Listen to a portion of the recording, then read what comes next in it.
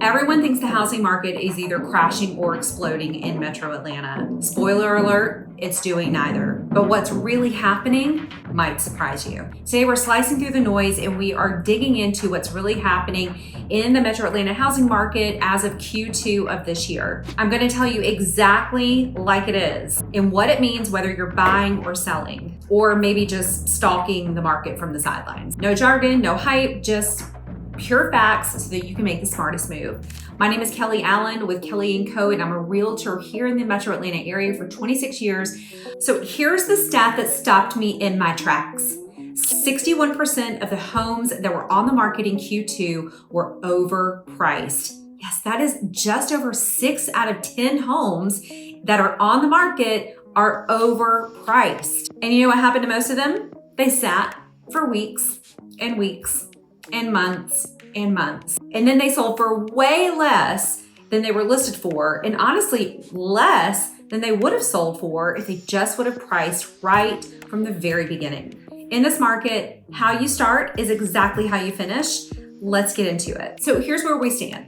Sales are up 2.6% over the same time last year. So yes, homes are moving, but at a much slower pace than they have been moving in years past. And it's certainly not 2021 or 2022 anymore. Prices are up 3.23%, which seems low compared to the past 5 years or so of incredible growth coming out of COVID. However, this really is a nice, solid historic average for the Metro Atlanta area. In fact, over the past 30 years, including the Great Recession, including the post-pandemic years, that 3% is about the average that we've experienced in Metro Atlanta. Now, there are so many pockets of Metro Atlanta that are beyond that. For example, parts of Cobb County have a historic average of about 6% per year. Parts of North Fulton County are higher than that. But Metro Atlanta wide, you're looking at about 3%. So we're kind of back to that number, just slightly over it. So, and because we're growing and because it's at a slower pace, we're not looking at a bubble bursting or anything like that, but it's also not a runaway seller's market like it was. So days on market. Homes are sitting on the market longer. In fact, they jumped from 19 days to 26 days on market. That's your first clue that buyers have a little bit more breathing room in this market. You've got a little bit of time to think about if they want to make an offer instead of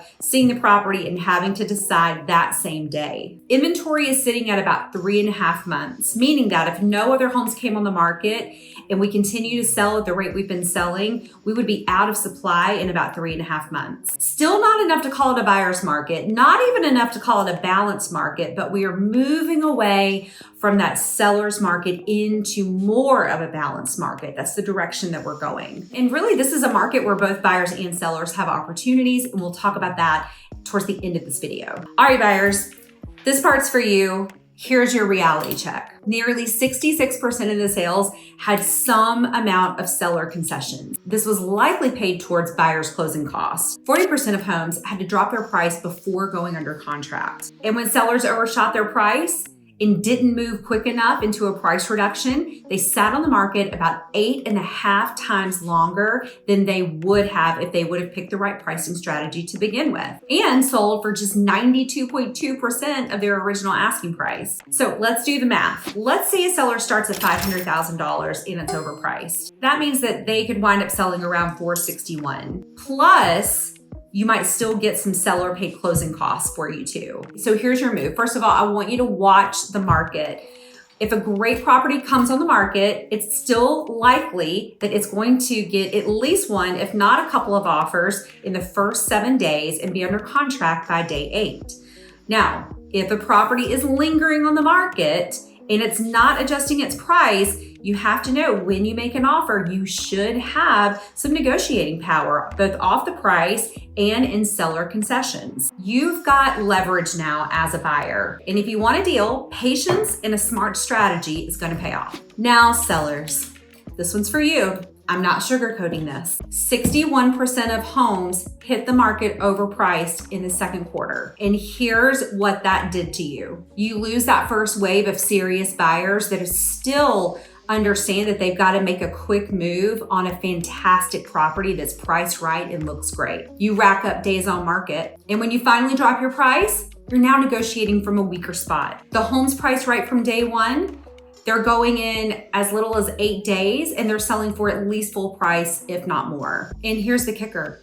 Buyers are asking for seller pay closing costs in about 3/4 of the sales. So if you're overpriced and paying closing costs, your net takes a double hit. Here's your move. If your home has been listed for more than a week without an offer, it's time to reposition it in the market. Waiting until day 30, that's the financial death by 1,000 cuts. You have to make a quicker cut early on. So this market is really rewarding strategy, not guesswork, not winging it. So for buyers, I want you to not assume that you can lowball every house. The good ones still get multiple offers and they go quick. So know your market.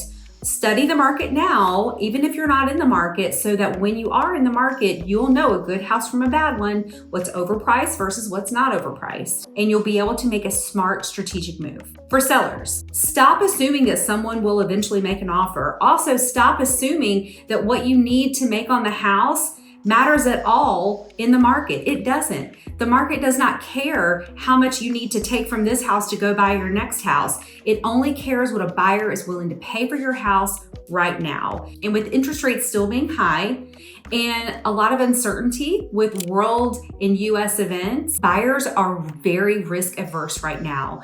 And they're thinking more logically instead of more emotionally. Logical buyers will buy properties at or below market value. Emotional buyers will pay at the top or overpay for a house. We are not in an emotional market, so you cannot pick a price that is just hoping for that emotional buyer to come and bring you a contract.